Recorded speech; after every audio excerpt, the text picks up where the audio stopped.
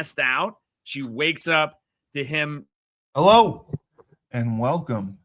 I am your host, the best podcast host in the universe, Steve Cully. I'd like to thank our sponsors at Procyon Partners. Procyon, one of the top 50 fastest growing companies in the nation. They specialize in employee benefits, wealth management, and retirement planning. President Sean Rabinowitz, proud supporter of our podcast network and everything we do. Green Street Trust International, owned and operated by Rennell Jump and UConn legendary men's basketball player Jake Voskuhl. They specialize in tax plans for businesses large or small. They will save you money or get you a big fat return on your taxes. To schedule your free strategic tax planning session today, go to www.greenstreettrust.com. Pete Finch and the Finch Law Firm is located in Bridgeport, Connecticut. If you've suffered any type of personal injury, slip and fall, car accident, your mother-in-law ran you over with her car, your wife got angry one night and decided to stab you, the Finch Firm is for you. Pete has won legal battles all across the state of Connecticut. He will go to war to get every dollar you deserve in compensation. You just have to remember, in a pinch, call Finch or go to his website, thefinchfirm.com. Dynamic Human Performance is owned and operated by UConn legendary running back Andre Dixon. He trains boys and girls of all ages, all sports. He has a boot camp program 7 days a week, 6 a.m. You want to get in shape, you go to Andre. He has an athletic development program where he trains boys and girls in the sport of their choice from the ground up, helps them reach their full potential, be the best they can possibly be. Andre has sent boys and girls to college on scholarship for all different types of sports. To work with the best, he has a 5,000 square foot state-of-the-art facility in Hartford, Connecticut. Go to www.dynamichumanperformance.com. All right, and here we are for Broker Than You.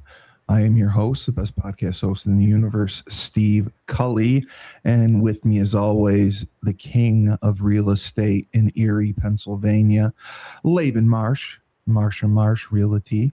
Mate Laban. Good to see you, brother. And fresh. And the new facial hair, which is always the discussion point. And we have fresh Nedvonne Young, the entrepreneur extraordinaire, the CEO and owner of Fresh Fold Laundry Co. in Chapel Hill, North Carolina. Fresh, always looking fresh as well. Always fresh. He is fresh. You got that classic gray on too. Got the gray. Ooh. I just found mine. The gray one. Wow. They stay last, man. Well, listen, terrible. Can I tell you, I have the Connecticut Athletics grays, but I gave away all my Connecticut football grays. And I think that is pretty cool, where in all the sports in Connecticut, I never gave it. Yeah. Everyone wore a Connecticut Athletics shirt, and football was the only one that had Connecticut football. Yep. Yeah. That is correct. It is correct. I still got like 3 of these. You know. I mean, dude, you just got one every year. I mean, that's really Russell Athletics. Russell Athletics. I don't know if I have any of the Navy shorts though. You weren't there when I was my junior and senior year. My senior year, we had Aeropostale. No, dude. Yes. Yeah, But that was the Big East. That was not UConn. That was the Big East because we were running track and got like Aeropostale coats, dude. It was bad. And Meg has an Aeropostale field hockey coat. That was the Big East, not UConn, I think. I'm pretty sure it was just UConn. I'm pretty sure we were the only. That's just Gap, right? That's Gap. I know. I know. I'm pretty sure we were the only team ever to have Aeropostale as our sponsor. The first and the last, probably. That's crazy. Yeah. They moved to Nike quickly. So just piggybacking, we had a great episode last week. There were a couple questions. Laban, basically for you, how many deals or how many meetings, how much do you like to have in your pipeline to feel comfortable, either weekly, monthly, or quarterly, that, guerrilla marketing obviously can play a part in that, but they were asking, just what constantly having a pipeline of business. I think, what do you like for comfort? So it's a great question. And because the real estate transactions, most residential, now I've got a commercial deal. I had to drive to New York State this morning to pick up a sign.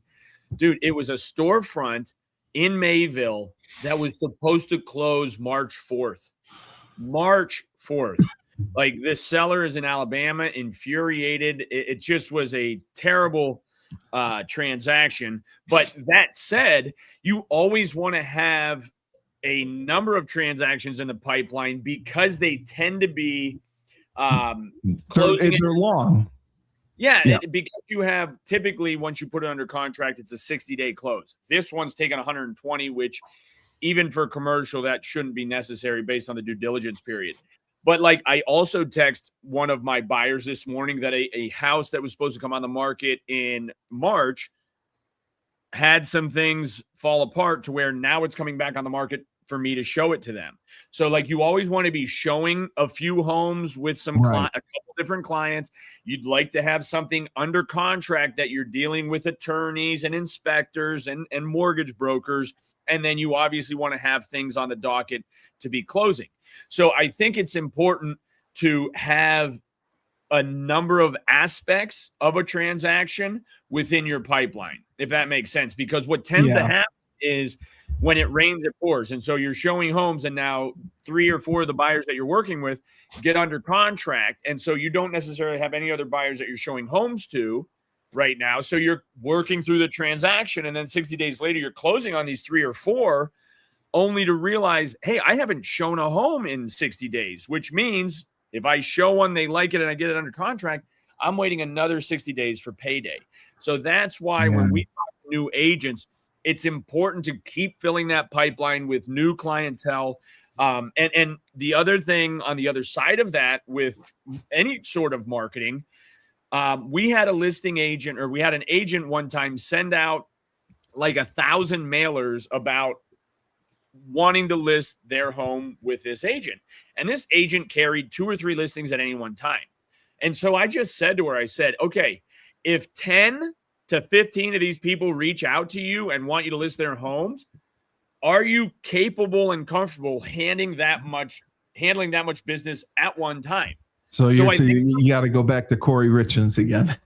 Well, yeah. Well, and again, I think part of it is how much can you really handling and being realistic, because I want more in my pipeline, but if I can't handle it and manage it, service the clients, you're going to start losing part of that business because you're not able to handle it all. So even in marketing, when it sounds like, hey, I'm just going to throw it at the wall and see what sticks, make sure that what sticks you can actually handle. And again, a lot of times somebody will reach out on a marketing piece and say, hey, I'm not ready to sell right now, but I just got this and I would love to have you come through so you can tell me what rooms to paint and what flooring to change. So I think it is so important that if you get a lead, go out and attend to it, meet face-to-face whenever possible, and then keep in touch with them, because there's nothing worse than getting a lead, nurturing them, and then you lose contact.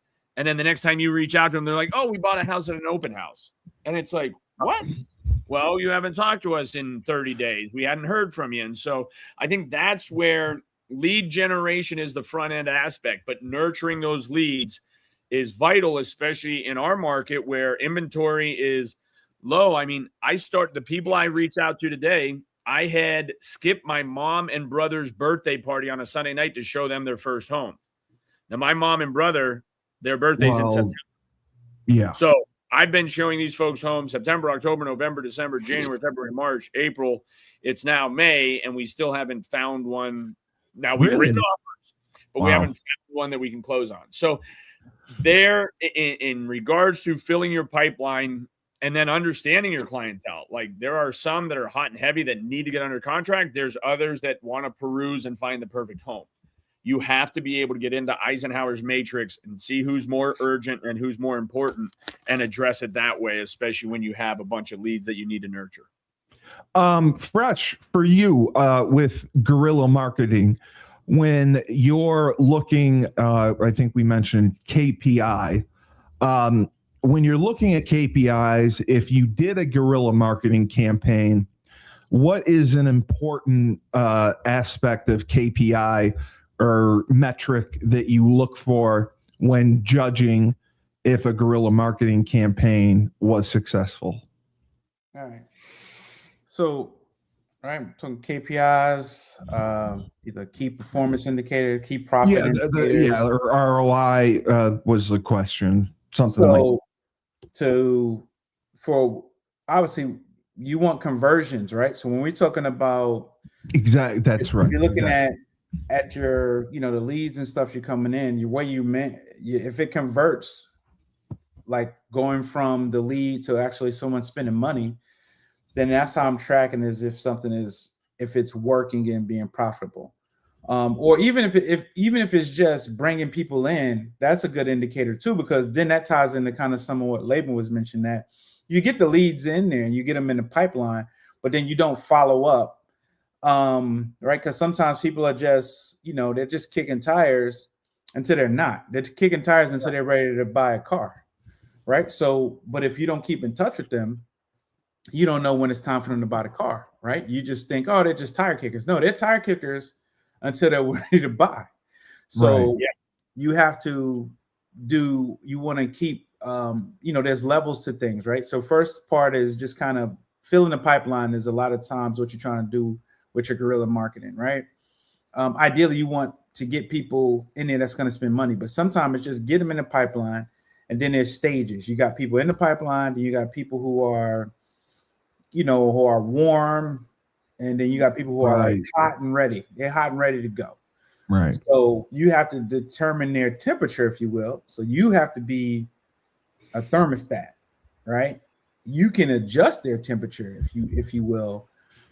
A good salesman knows how to adjust that temperature. You find out, see certain things about them, and through conversation, through interaction, through getting them to kind of break down those walls and share their pain points, so that you can start to try to manage that temperature. I'll give you a key example. Like, that is good. Yeah. I have a certain client that was kind of on a bi-weekly kind of plan. And then they got behind because they had like an injury, and they got behind. So then now they were like, look, I'm behind. I need to go to your highest level residential plan and go weekly. Great. Let's do that. So they came to me for that. From that, I managed their temperature. I knew that they had a certain time frame. They were like, okay, about 4 weeks. So I'm like, okay, I have 4 weeks to get them to try to even convert them even more. So I ended up getting them to switch to a weekly plan. So after we did the 4 weeks, then they moved to weekly. So you have to be able to manage sometimes to where I increased. That's one thing. You could get an increase from you could get new clients, new money coming in, or you could take your loyal clients and get them to go into a certain type of service that they're pouring in more money, and you're just they're getting more of what they already like, because you've been giving it, you've been giving them what they like anyway. So I think those tie in and kind of move along the line of other stuff too. Fresh, I think that's a huge point, because when you look at spending marketing dollars, so often people chase after new business where new business doesn't know your, how you handle business per se, but people who have already spent money with you and keep coming back, to me, that's where the more fruitful dollars are spent, because these people have already spent money with you and your services. And so to your point, seeing how you can get them to, quote unquote, level up in a way that it does fit their lifestyle. You're not jamming it down their throat. But I think it's so much more effective to go after clients who you already have and spending money on reaching out, and whether it's a discount or something like that, to keep bringing in those loyal customers versus throwing money at the wall and not knowing if new business will come from whatever new marketing strategy. So I think if you have clientele, now if you're a startup, you're a startup. But if you have clientele, I would recommend to first try spending money on them in some way to grow that business. First, even if it's, hey, referrals, you know what I mean? I'll get something where referrals it's like, hey, are huge. 20% off if you refer a friend, right? I mean, those are the types of things where if you can get somebody who's already bought into your product or service to then rave about it and tell other people, even if they say, hey, I get a little discount if you start using them, but I use them even without the discount. So I think that's where, because it is a little fishy when you start recruiting all these friends and then they don't realize you're getting a kickback. So I think it is all right to disclose that. But again, just use their service, see how they do. And for you as the service provider, you just need that foot in the door. Yeah. And I know so many people who get by on referrals alone because that's how they do business. And they get so many referrals, they don't need to go after new business. But we're going to discuss a little bit about really growing your business with bookkeeping and auditing for entrepreneurs. It's something that often gets overlooked, not often talked about. And if you can't track it, you can't grow it. So Laban, especially, when you were starting out, yeah, I'm sure this is something you had to deal with. Why would you say most small businesses will go and ignore this early on, bookkeeping and tracking? It's it plays hard a part in everything. Yeah, and it's hard to believe that somebody would not pay attention, but it is amazing how they just don't, or they only look at one side. They look at their revenue and not their expenses, and then they can't figure out why they're struggling. But I think anytime you start out, like I did our bookkeeping for, I want to say the first 7 or 8 years. I mean, I cut every escrow check, every sales check, every vendor check. And the reason I would recommend a young business to do their own bookkeeping versus just delegating it out right away is you really start to see the operations of what's coming in, what's going out, to understand, so that when you do delegate, and we have a controller with our company that runs property management, runs our escrow accounts, runs all of that. I think he's been with us 7 or 8 years now, and I can't imagine going back into that role and doing it. But having done it myself, I know what to expect, where there's the ebb and flow, where your revenue tends to be a little higher. So it is absolutely vital. And I don't care if it's as simple as Excel spreadsheet. Like, you don't necessarily, I recommend QuickBooks or some sort of system like that. But, you have to know your revenue and expenses I don't care if it's ice cream sales. I don't care if it's real estate sales. I don't care if it's laundry. And then I go back to that one. You need paying customers.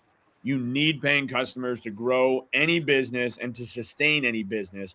And so I think that is just the key to why you need bookkeeping.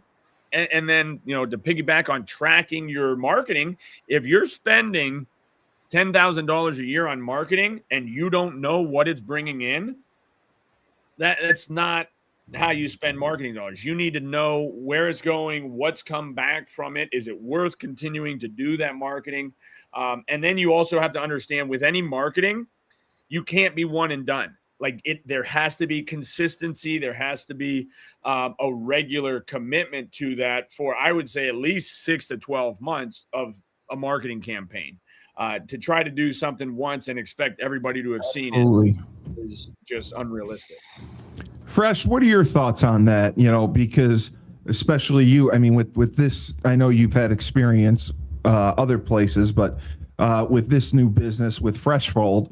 Why do small businesses tend to ignore bookkeeping over early on? Do you think it's because they tend to focus on other aspects of their business that they see being more important, or bookkeeping is just I'll get there when I get there? Like, what do you think the reasoning is?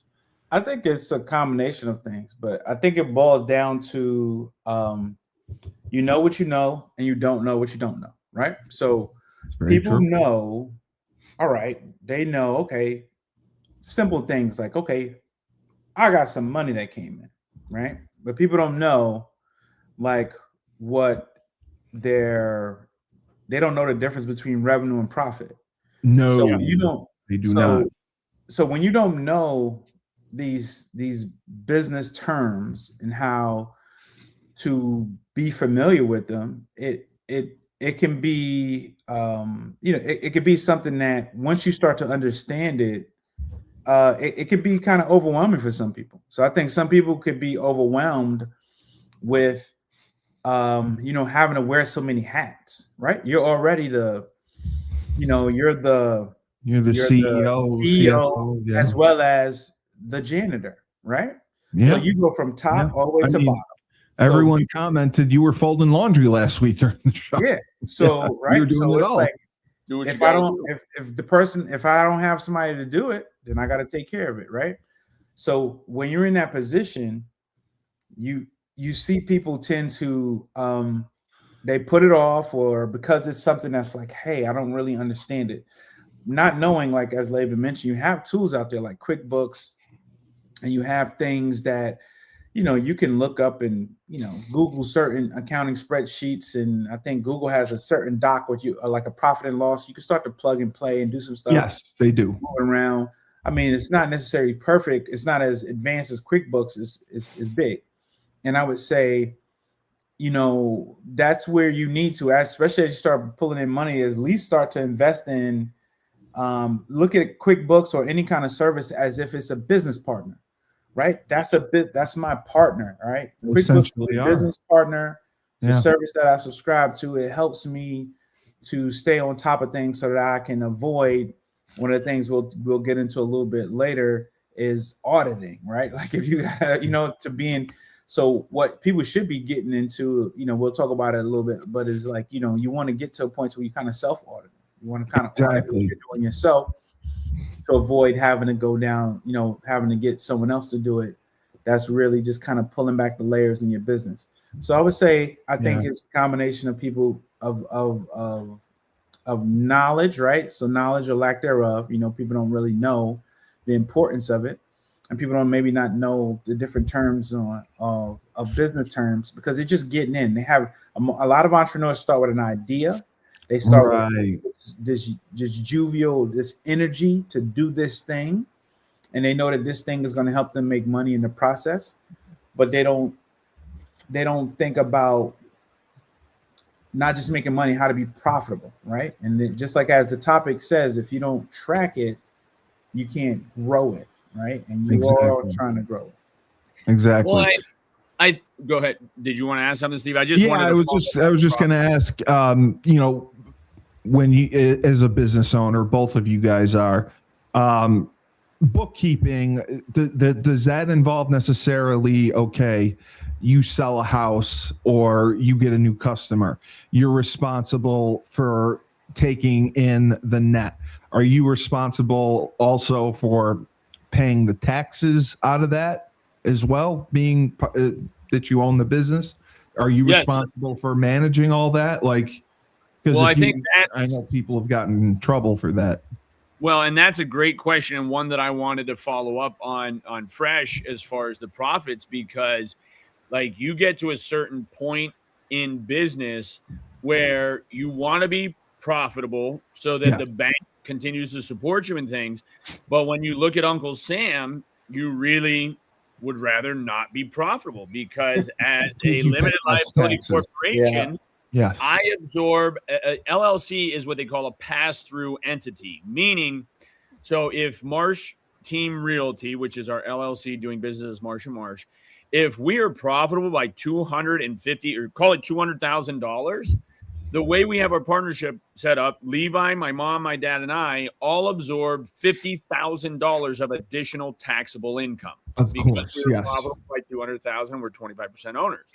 Now, if we, and this is what we did at about year 8, right, even before we brought in the controller, is that because we were profitable, we looked at our expenses personally and from a business and said, okay, what expense makes the most sense for the company to pick up and absorb so that we personally don't have to? Because ultimately you want to own businesses that own things versus you personally owning things. So what we did is we had the company purchase our vehicles for the executives, my mom, my dad, Levi, and myself. So now, instead of being profitable by $200,000, you buy these vehicles, which over 6,000 pounds, you can write off the entire purchase price in that individual year. And now you have a way to show Uncle Sam that the profits that I was projected to have, we've spent that on business expenses that now take our taxable income down to where it's more palatable for most American business owners that aren't so big of fans of paying the exorbitant amount of tax. Now's a good time to interject before we start. I'm on a show now. You want to say hi to Laban? Steve's answering who is it? It's Coach Schumann. It's Coach Schumann. Very timely interjection every week, brother. Just come on the show with us. He said you have a very timely interjection every week. You can say hi to Nedvonne and Laban. I have a kindly what? the timing of your interjection. So we're talking about small businesses and bookkeeping. Would you like to interject? Because small businesses tend to overlook bookkeeping and tracking. When did you start with really focusing on your bookkeeping and understanding the net, versus the profit? Gross. Yeah. I always think it's a struggle, but I hired a guy years ago to help me with that. I don't use him anymore, but you got a nice boat. I do now. I just kind of plug and play with that. And I utilize all kinds of technological tools to track everything. Oh, okay. Yeah. That's how you do it now. Okay. Yeah. But I use a lot of what he originally set up as the methodology. Yeah. Back when, back in like 2000, you might be talking like 2008, 9, you know what I mean? Right. So, and I had him with me for like 8 years. And then, so you learned it through him. Yeah. Like his methodology of tracking each like line item and everything. But a lot of the software tools I use now, like Square and, for my business, at least my business is different. Like, it's not manual. Everything's done, online. Right. So I have a lot of tools like right at my disposal, and then I just drop them in the AI. Right. Now that's all you need to do. But all right. My AI is crazy. Yeah. In the sense that my Claude talks back to me. Yeah. Little attitude. It's like my child. So. Talks back to me. So anyway, but I'll give you a call after the show. You guys later. All right. And I'll clarify this interjection because it happened. We were talking pre-show, and Steve answers the phone, and I'm like, "Bro, what are you doing?" He's like, "Oh, I've got a TED Talk interview sometime today, but I'm not sure when." And I'm like, "Bro, how do you not put that in your phone, write it down?" He's like, "Well, I think it's in the afternoon or at night, so I'm just going to answer every call." No, I knew that was Dave. I just wanted to mess with him. What is Claude? He said it's an AI platform. Yeah. Oh, okay. It's an AI platform. It's what they call he says it talks back to him. Yeah. No, that's what they're starting Claude to get is one of the top ones. The top two right now is probably Claude and Perplexity.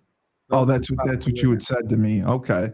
I mean, Fresh, what is the hidden risk behind generating revenue, like Laban said, and people still end up financially strained to an extent, or even being broke from it. Is it just a mismanagement? Well, I mean, I think that is what you just mentioned is more of I don't know if the right term is inherent risk. The hidden risk is a tax bill or an audit. Like you get in certain things where the hidden risk, where if you don't handle this stuff to keep yourself kind of under the radar, you put yourself in a position to where you see yourself either being liable, and you're putting some of your personal things in jeopardy, like your personal assets and your personal things can be in jeopardy because you got this business and you don't do it right.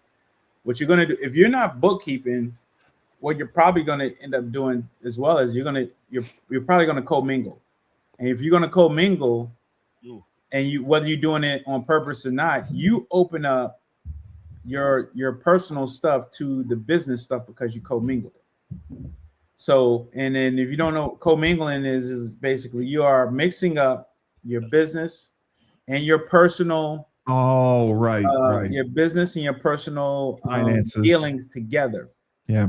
I.e., when it deals with money. So, like if I was having an issue because I have one of the athletes that I have, what their payment they put in on the system for one of our last jobs, it wasn't going through, and they were like, "Well, do you have Cash App?" I'm like, "Well, yeah, but I don't have a business Cash App, right?" No, you don't. Or I have a business Cash App for one of my other businesses, right? For my logistics company, right? And I technically can take it.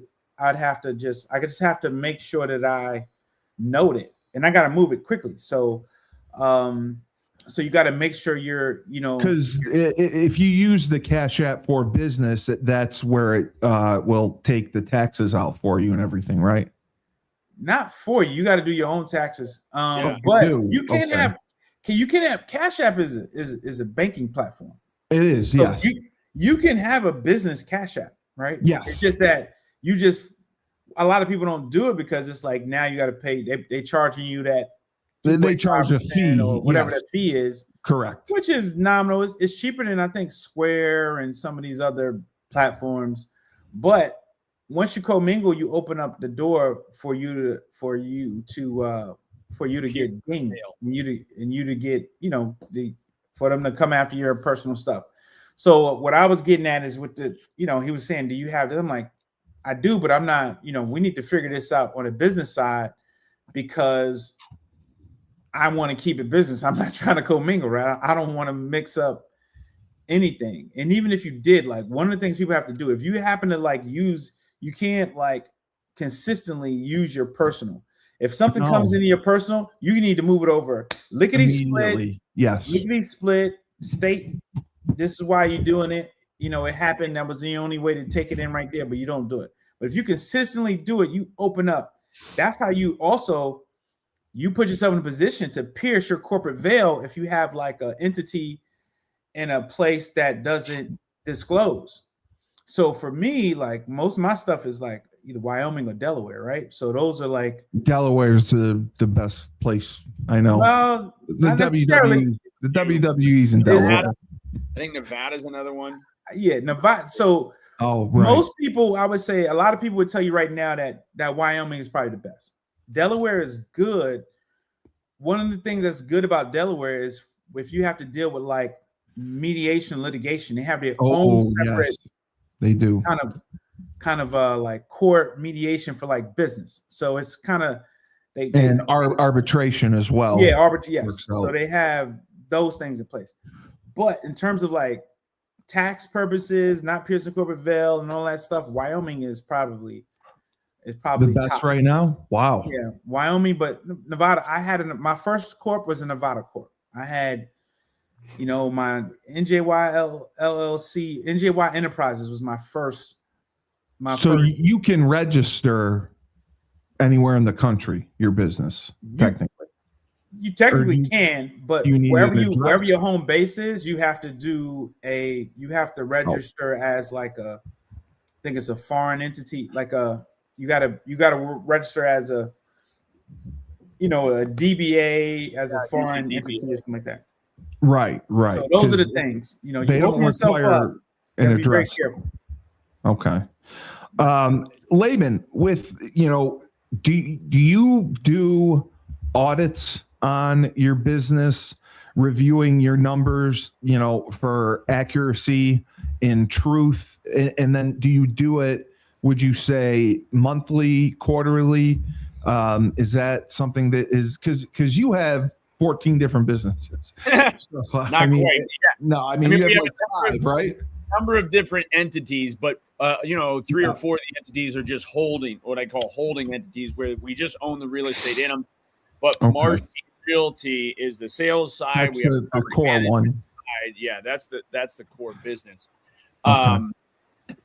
And now so the auditing. No, I was asking. Yeah, do you audit within Marsh Team Realty? Like I have, a number of different accounts within the bank, because for real estate we have to have an escrow account, non-interest bearing for the sales, right? And that for us is a key indicator to see what our projections look like for the next 45 to 60 days.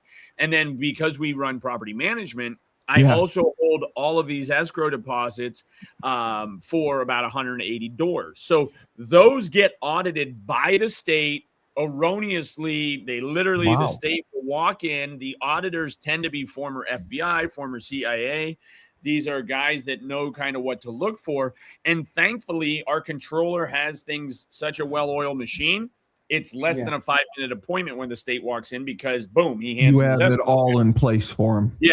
And those state audits don't get into the operations, but that's where, as a family, we meet once a quarter. We actually have a meeting next Monday where we have, quote, executive meetings. Lucas, Levi, my mom, dad, and myself. We go through the P&L. We go through anything that we've got on the horizon. I think whether it's for marketing or just business decisions, there's some things right now that just looking at the big picture, like we've been in business 18 years.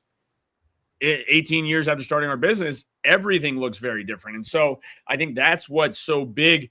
Even with an audit, it's not just the numbers. It's like, okay, but what are your numbers serving? Like, we have 3 offices and they're not getting much use right now. Our headquarters at Peach Street is, but over on West, you mentioned that the one in Mill Creek Mill Creek's office, and then our Corey office. So those are things where on Monday we'll sit and talk and like, do we need these physical locations, or is it something we consider liquidating right now? Because since the pandemic, almost everyone works remotely. I mean, real estate, we've done that for a while now. And people work from home, work at Starbucks or Dunkin' Donuts. So it's something that, as a business, and I have a business coach who will, when I'm not even thinking about it because I'm in the grind of the business, he'll interject and say, hey, is it in the budget? I see what your expenses are for your office space, utilities, not just the mortgage, utilities, taxes. Like, are you using that? And a simple metric is how much revenue, because we have are you generating from it? Corey office, the Mill Creek office, and the Peach Street office in Summit. And so if we see revenue is heavily weighted one way or the other, we have to sit and evaluate it and just see what makes the most sense. So auditing the books is important, but also auditing your assets, your liabilities, everything you have, from the cars that we own to the office buildings we own. It's important to just sit and reevaluate that at least on an annual basis. But as far as us as a family getting together as executives, we absolutely have to meet at least once a quarter. Once a quarter. Because then you can see, because again, like my mother put a really big listing that has been hovering for so long. So that should close in June. So again, the second quarter meeting will go through a lot of what we've done in the first quarter, but have a good projection for 3 and 4. Quick question around that, Labe. Do you guys use those meetings like you double, like you could use it, like you can have those meetings like as a vacation, like a write-offable offense? Yes, like you guys do that. Like, hey, let's have a little our quarterly meeting is a getaway. in Hershey, Hershey, Pennsylvania. You just kind of turn it into a little thing or something.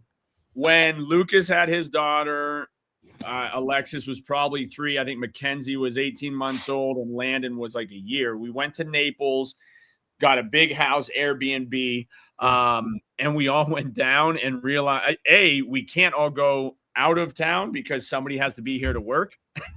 That's number one. But B, because our kids have all grown, we don't do it as a family. What we would use usually, and the last one, was probably like 2019 when we went to Nashville for a conference. So that conference is one that we would maybe mark as like an annual meeting. But yes, like honestly, one of our entities that Meg and I own is Erie Home Solutions. We own her office, a couple different buildings. But that's what we were, because that's her and myself only, no other partners. That's where we own the timeshares in Aruba. And when we go to Aruba every year, that is our annual meeting. So, and honestly, Fresh, I haven't taken a vacation in 20 years because we've been in business, and every trip is a business trip. Like we went on our honeymoon in Hawaii and we bought a timeshare. We were looking at real estate. So, and I'm not worried about auditing that. Like I know because I'm a lifestyle full-time real estate broker, I have tax advantages of being a professional in that field. So anywhere I go, when we go to Indianapolis, I'm looking at real estate everywhere I go, both for my knowledge and a potential to invest. So I think we don't have vacations. They're all business trips. Right. Fresh, the same thing with you. What was the question? Go ahead. Auditing just with auditing your numbers for accuracy and truth, and doing it yourself just to kind of see the landscape, know where you stand. Is it something that you do monthly, quarterly? Dave was talking about how he had a guy who did it for him. Well, I would say it's good to bring this up. So this is something that I was not really that good at. Wasn't that fortunate enough when my wife and she was looking into some tax strategists. So we have a tax strategist that we have. So when our tax strategists, they started, they do our taxes and do that, but they also talk about strategies on how to maximize our businesses and stuff like that. So in the process of doing that, that helped me to get better with my, moving from I was using a spreadsheet, right, initially, and just kind of seeing where we were, just checking like how I did this quarter. I do quarterly, like look at it. Okay, first quarter, this is how we did. This is our goals for the first quarter. This is what we're doing.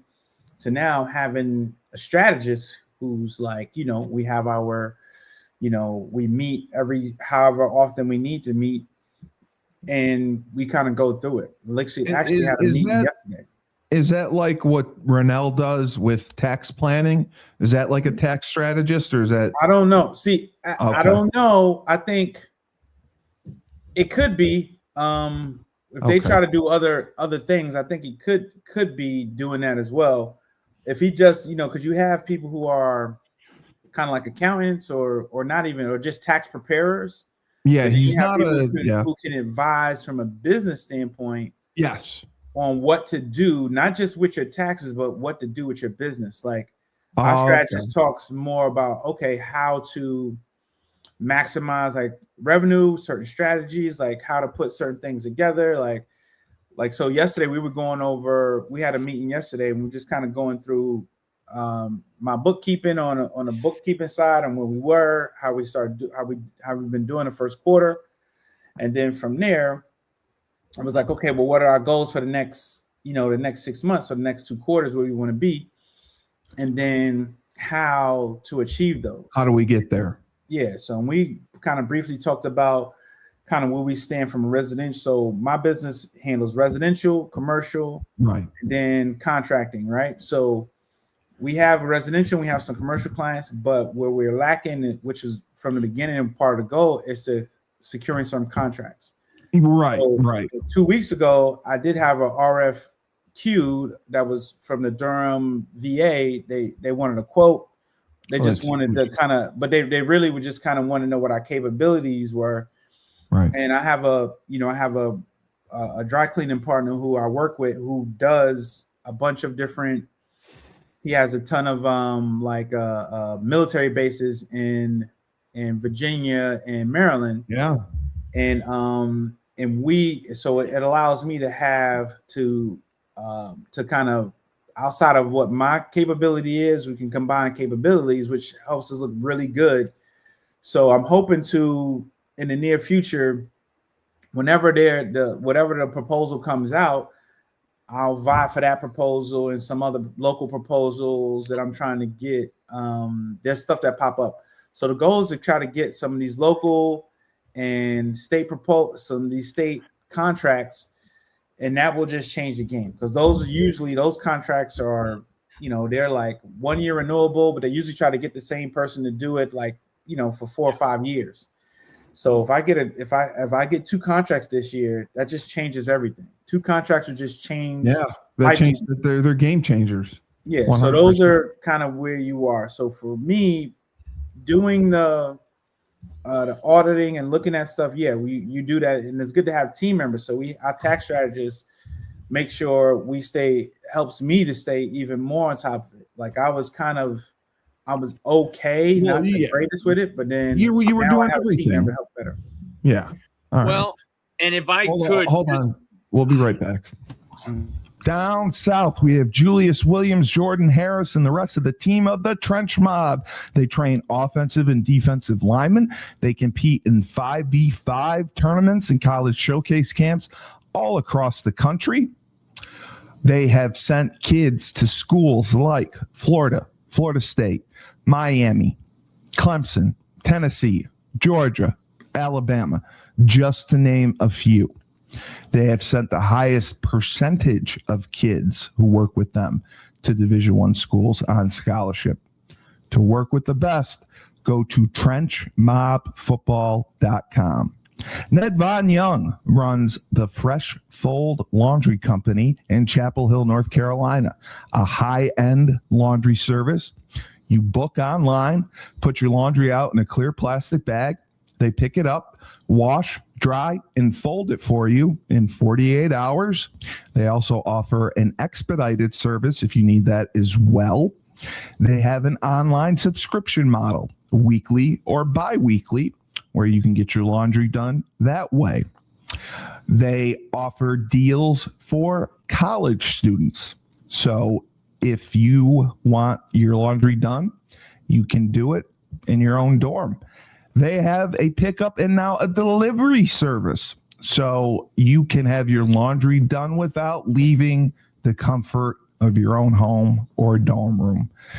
To sign up, go to their website, my-freshfold.com. All right, Laban, you can go ahead with your thought. I had to write it down just so I know, because you were going to forget it. But I wanted to clarify, we have a full-time controller that sits in the office to do the bookkeeping and the auditing when the escrow comes in. But I do have a tax accountant that audits him before it goes to Uncle Sam. So it is important, and I learned so much from serving on the sewer authority where, you want to people signing checks. Like, we do not have a stamp. Lucas, Levi, or myself sign every check. Every once in a while, I'll get a text from Lucas. Hey, this check to so-and-so, is this the accurate amount? Yes. So, it is important to, you want to have faith and trust in your controllers and your accountants, but there are very easy ways to create stop gaps so that there isn't any potential fraud. And I think that's where I have very godly people who I think would burst into flames if they tried to steal. But I've also, my wife and I have enough experience with business partners and vendors where, unfortunately, things come up in life where they would do things you would never expect them to do when life is hard and it's accessible. So I just recommend not making things accessible. When my controller is out of the office, everything, the checks are under lock and key. It's not because we don't trust people, but we put in systems to avoid anyone having to put themselves in a precarious position to where times are tough and they got to do something that they know better than doing. But I feel as a business owner, you can create systems to avoid any questions. And it's not just cameras, you know what I mean? I see what's going on. And I'm not a cash business. We see every transaction, although I shouldn't say that. We do have a lot of cash comes in for rents, but it all goes right into the bank. So there is, unfortunately, dishonest people are just going to be dishonest and they'll find a loophole. Of course. But I really recommend for your bookkeeper, your accountant, your controller, to really be able to serve and not have selfish things that come in. It's just a tough thing. So I recommend signing checks versus stamping them.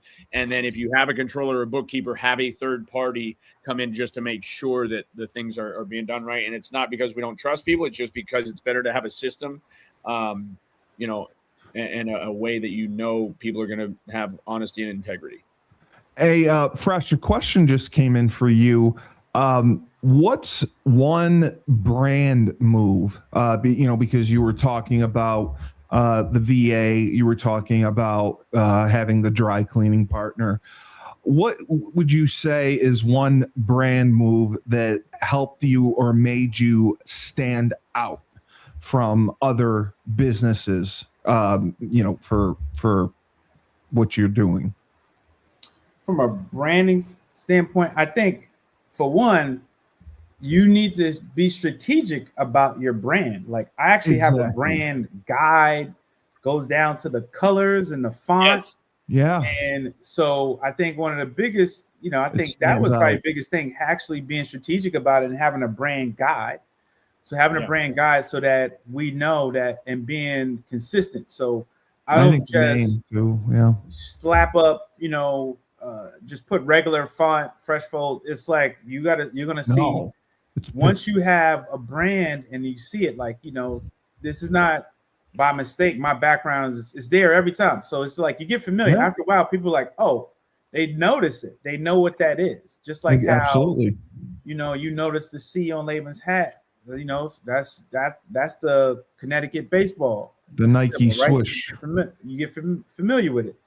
The switch, so you get this. The biggest thing from a branding standpoint is to have a brand guide and have a plan to make sure that your brand is known, right? And just think about it, like this happened from my brand has been being built since I was a teenager, right? I've been called Fresh since I was 16. Yeah. And it just rolled with it. And it's something that just stuck to where when we were in college, coaches called me Fresh. It was just, I had even professors called me Fresh. It was crazy. So I'm just like, it just rolled. And then when I started thinking, I'm like, okay, when I was thinking of a brand of just with the laundry service, it was like Fresh Fold, right? And then first I thought Fresh and So Clean, thinking of the song, and I was just like, but it was so many of that. And I was like, okay, Fresh Fold, right? We do wash our fold, right? You keep the clothes fresh. There are, but your logo by far is 1,000 times better than anyone else that uses Fresh. You see it, you kind of look at the logo, you see the name, it kind of tells you what it is. It looks like clothes, it looks like what it says it does. So I would say from a branding standpoint, be strategic. Ideally have a brand guide if you're starting out, even before you really kind of know what you're doing, because you can always adjust it. Well, and I brought this book up. I'm cutting you off again, Steve. I brought the book up, 22 Immutable Laws of Marketing, but they go into, and there's things online where certain colors for your logo will emulate certain things. You look at Home Depot with orange or Lowe's with blue. Like they actually have a meaning in the world of marketing. Yeah, for McDonald's with the red and the orange. People don't realize why they use it to get you to come in and leave. Right, but then you have like the size. You want it to be square, not elongated. For like Fresh Fold fits really nice. The other thing we did is, Steve, you mentioned like the Nike swoosh. You can just see the swoosh and know what we're talking about. They no longer need Nike, right? Nope. So when we did Marsh & Marsh, we used, my father was in the military, so we use a general star, but then a general star like this, we tilted on its side so that the star, the left side of the star is vertical. So a minor detail, but like our star is not standing typically. It's right. It's noticeable. Little things like that. Like the idea was if you just saw the star at the right angle, you know it's Marsh & Marsh. Now, we've not gotten to that point in branding, but those are the things that you, like, to Fresh's point, create a brand guide. We had a brand manager first 5 or 6 years of our business when we were really pushing it out, and it helped immensely. But she helped with a guide, like certain color combinations with certain things. Another interesting point, like, we bought yard signs, and when we did, we weren't at the mercy of corporate. So we opened in January, and we just ordered white signs with a navy blue logo and a gray star. Then we put all these signs out in the snow. Guess what blended in with the snow were these white signs, dude. So then we're like, okay, we got to do a navy blue background with gray lettering and a white star. And then what happened was it'd be summertime, so green grass, and we'd take a white sign out, and somebody's like, you know what? I really like the blue sign. So we no longer purchase the white sign unless it's in the state, because people just prefer the navy blue sign, it seems. And when we have snow 6 months out of the year, it really differentiates from the snow. So even when you think, oh, my branding's great, and then you put it into application, you're like, oh my goodness, you can't even see that sign because it's with the snow. So when you think through it, you don't always realize some of the encumbrances. And then the last point, Steve, before you ask your question, because Fresh made a great point. He's always been called Fresh, so it's Fresh. We named our business after my mother. She was a star salesperson, but Marsh & Marsh is a pretty good branding name. Very good. In that regard. Brady Bunch. Yeah, exactly. Well, and it's Greg and Marcia are my parents' names, and they had 4 boys with the L name. But my mother did list and sell Alice in real life, her home here in Erie. But anyways, that's a true story. But like, you ever heard of the yogurt shop Menchie's? No. Yeah. Because they're out of business. I mean, they might be, but dude, what do you think, Steve? What do you think Menchie's sells? Something Jewish? I don't know. I told you yogurt. I think I said but no, it's a yogurt shop. But if you're gonna name your company or your business, Fresh Full Laundry, I can take a pretty good guess of what you do, bro.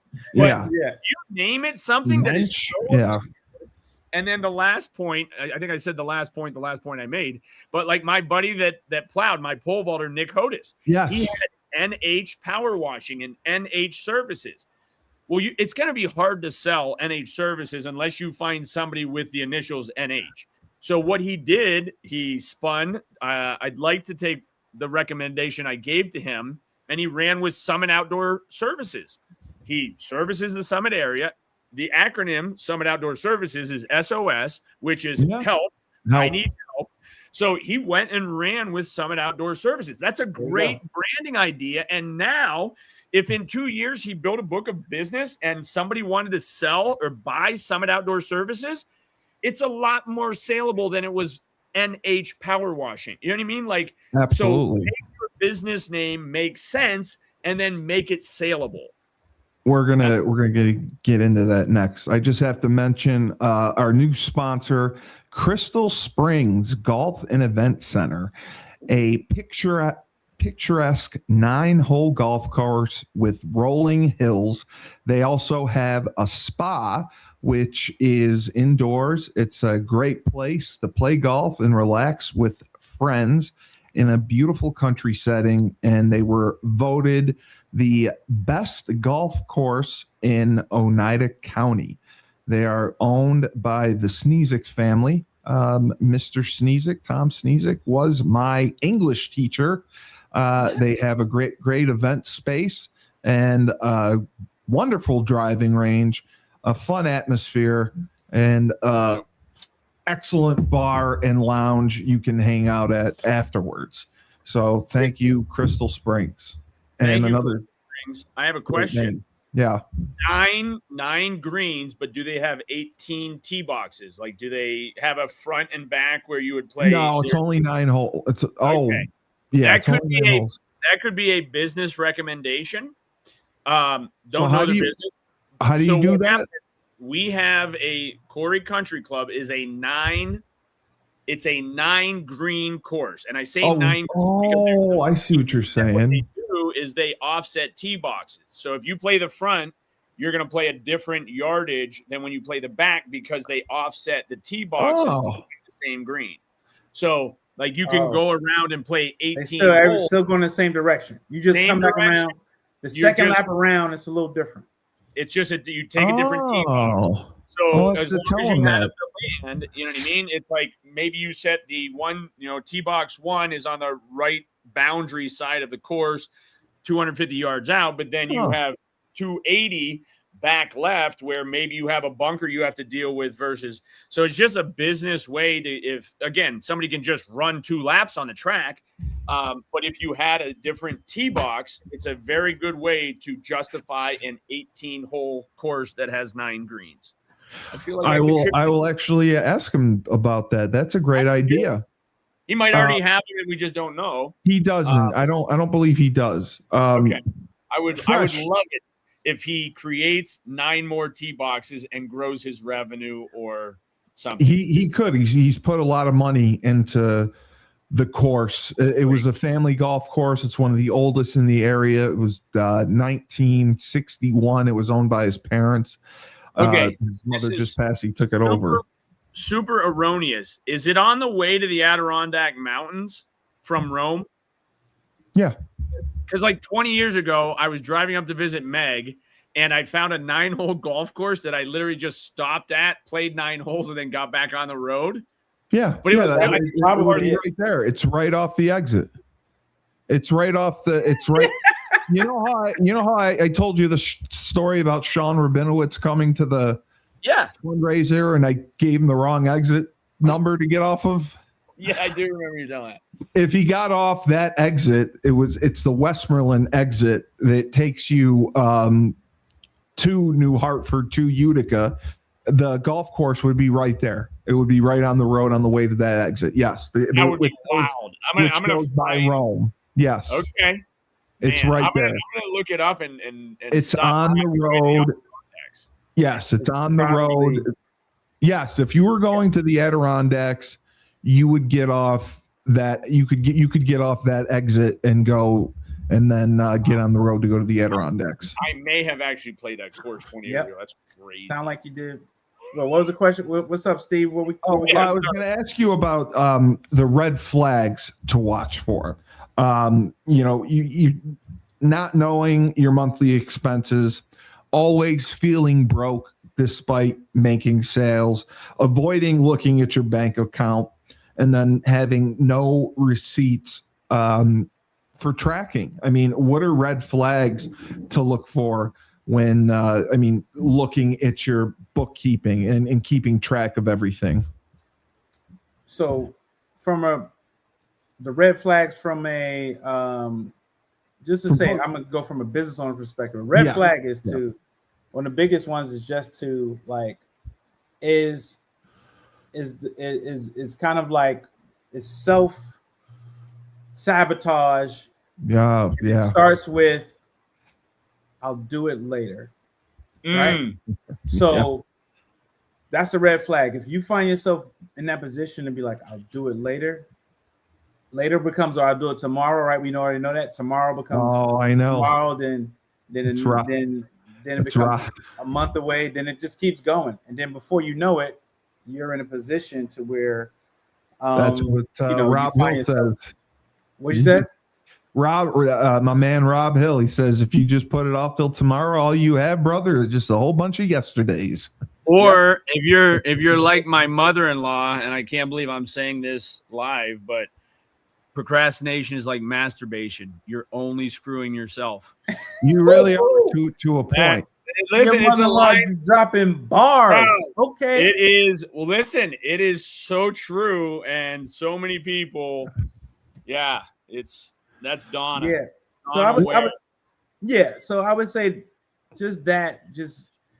that's the biggest red flag, because I think it ties into all of some of the things you mentioned, whether it be your monthly expenses, and just start to it's a red flag if to put things off to tomorrow and not having systems in place. So you got to start having systems in place. So not trying to push things off to a later date and then not having things to track or things to follow. Like, you need to have those things. Those are the red flags that will kind of cover almost all of the basis for some of the stuff you mentioned. Well, now, and when I'm talking to somebody, though, like another business owner, a red flag to me is if they don't differentiate gross revenue and net. Or don't know it. Yeah. And I think they usually know the revenue or the gross, but they don't know their expenses to really come up with the net. And that's the concerning part, is a lot of times if they do that, they realize they're not profitable at all. In fact, they're potentially losing.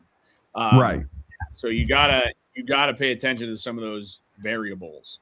So one of the last questions I'll ask that came up here was, both of you guys kind of know this, exit strategies.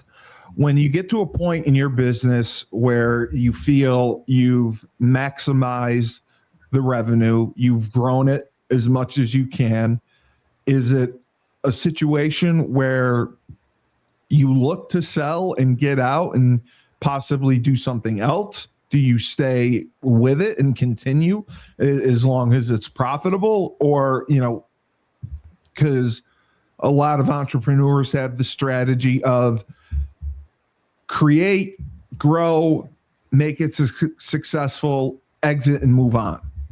What are your thoughts on that? You want to go first, Labe? I don't want to go at all, but this is personal. Oh man, I'm right. It's tough because with especially with you, because number one, it's a family business. Number two, it involves many different people, so it wouldn't be you alone. No, I can go if you want. It is one of my entities. It's not the family business, but it is one which I've been approached by one of the partners that offered for me to be out. And so I think it is interesting where I didn't have an exit strategy because I didn't particularly want to exit necessarily, but when that opportunity arises and you sit and evaluate it, that's where sometimes tough decisions and business decisions have to trump personal feelings and relationships. And so it's interesting, and I won't. I mean, well, I didn't. Funny, that's right. Did that partner reach out to you and say, bring this up and make him uncomfortable on the show so I can watch it? I didn't ask the question. It was asked about exit strategies.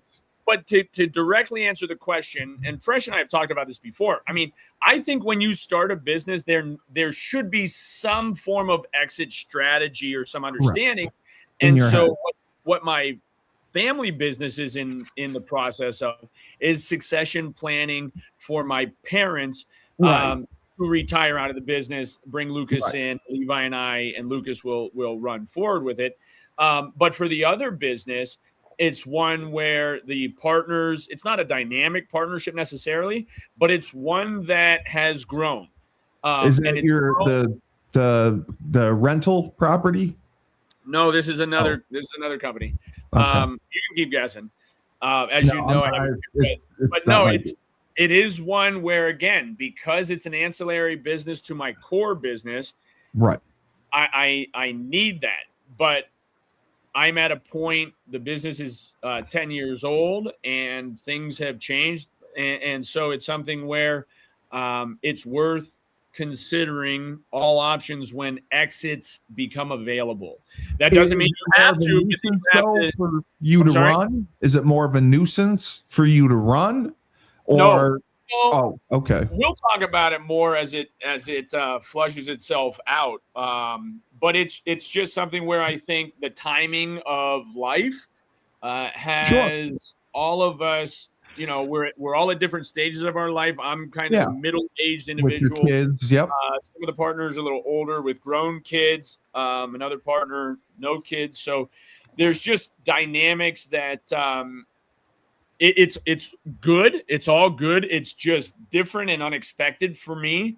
And so again, it makes you just willing to pivot and then refocus on what that business will look like in the future, and do I have a role somewhere down the road? But I think the biggest thing is maintaining the relationships, even if an exit strategy becomes available and makes sense.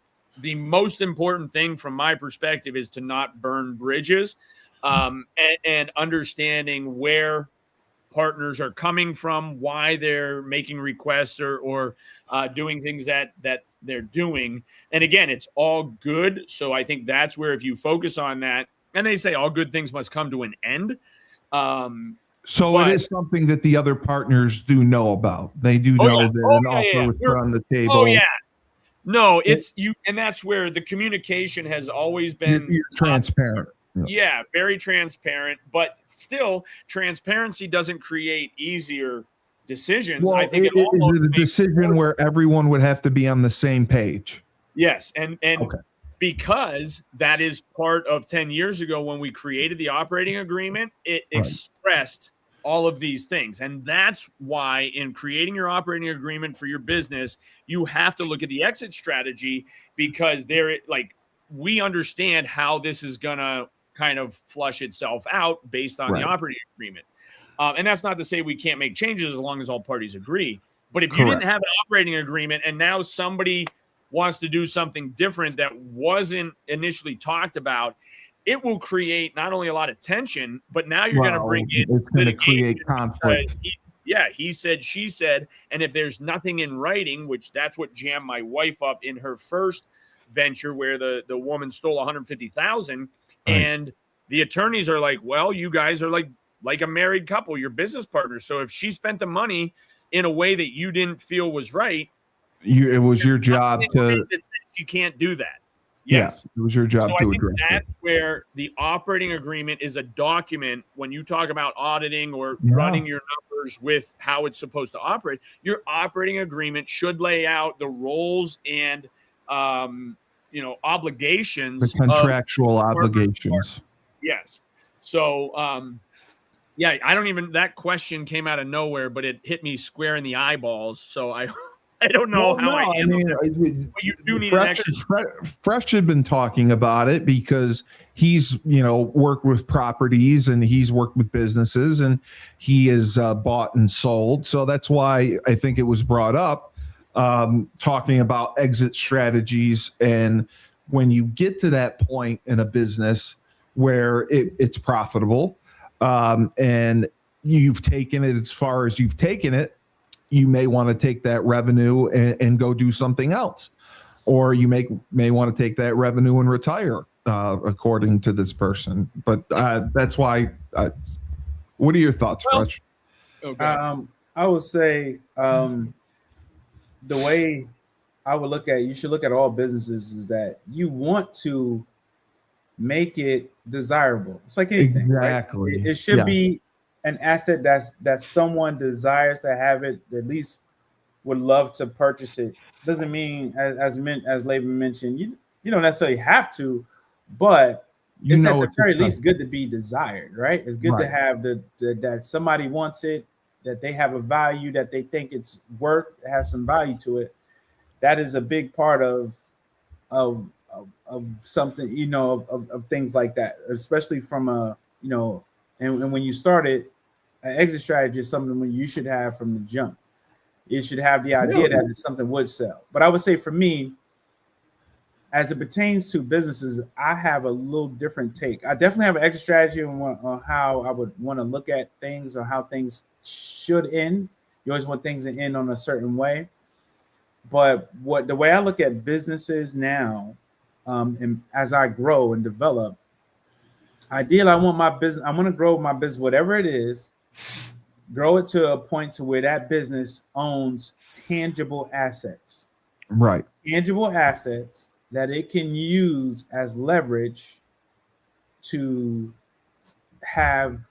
get money, if you will. Yeah. To leverage, to get money or to get certain things to create other streams of cash flow. So that's kind of how, and me being an income stream developer, I'm always looking for new ways to generate revenue, how to create more streams and how to create things. So I think ideally, it's an advanced strategy, but as you grow in business, you want your business to own assets. Yes. Once it owns assets, then you go, okay, I have $1 million in assets. And then what happened is you don't necessarily need to sell the assets. And that's why when Laban said something earlier, he was talking about selling something. I was like, well, the offices, I think you were mentioning. I'm like, do you necessarily need to? And Mill or Creek. Can you utilize those assets? Rent it, Airbnb it, something like that. I mean, or just see what a lender would say. Hey, they would give you to hold those assets as collateral to do something else with. So if I can take those assets as collateral and I can get X amount and I can take that X amount and I can 3, 4, 5, 10x that, then it makes sense to use that collateral and leverage it to do other things. That's Correct. Just how I look at it. So for me, from a business perspective, I want to have my business grow to a point to where, and in the process of the growth, start to acquire assets that I can use as leverage. Those assets also can give the valuation of the, because if let's say if I have as a company and we just do Watch Out For, we do that. But let's just say now I go from being a servicer to in the next 10 years, now I have a warehouse that has millions of dollars of equipment. I have assets now. I own that real estate of that warehouse in the assets. Now it's like, hey, I'm a multi-million-dollar business. I want to leverage my assets or part of just the real estate. Right. I need money to do other things. Now I do that. That's how I look at it. And that's one of the things that I want to mention, like in mergers and acquisitions, we talk, an exit strategy. Like when I was evaluating the pizza shop to purchase it, it was a sole proprietorship. It wasn't an LLC or anything like that. But one of the things in looking at their books is that the profitability, the owner was not paying themselves, right? Mm-hmm. So like what happens is, let's say the business was profitable by 60 grand, but if wasn't paying himself a salary, somebody's got to be paid that 60 grand. So you're really not profitable. But the way you showed profit was by not paying yourself, even though you probably dip in one way or the other. So I think that's where, especially if there's cash involved with a business, that can get a little hairy because, cash owners know. They know. Or don't. I mean, that can be a little interesting. So as far as red flags, if you're evaluating a business and you're looking at their payroll numbers and it seems light, if it's an owner operated business, oftentimes that's how they might make the books look a little bit better, is by not showing pay to themselves, and maybe they're really not, but that if you're trying to buy that and need to pay somebody for that role, that's important to make sure you include that expense if the current owner operator is in a position where they just are doing it for the passion of it or love, and that's going to change profitability. Yeah. All right. Well, guys, great show. I think we did a lot here, and wow. Yeah. Now I've got some decisions to make in my businesses too, because you've exploited me. No, the viewership has been exceptional, so I give you guys a lot of credit. Oh man! Well, we appreciate you running the show here. 26,000, Jesus. Well, hey, make sure you're answering your phone today. I want to hear how. I have my phone on. Kind of important, bro. We'll see what happens, but yeah. Laban Marsh, king of real estate in Erie, Pennsylvania, who may or may not be selling a business. Maybe. Entrepreneur Extraordinaire Nedvonne Young, Fresh Fold Laundry Company, Chapel Hill, North Carolina. Check them out. Steve Cully, best podcast host in the universe. Remember, when life gives you lemons, don't make lemonade. Take 2 oranges, throw them right back at life and the spin.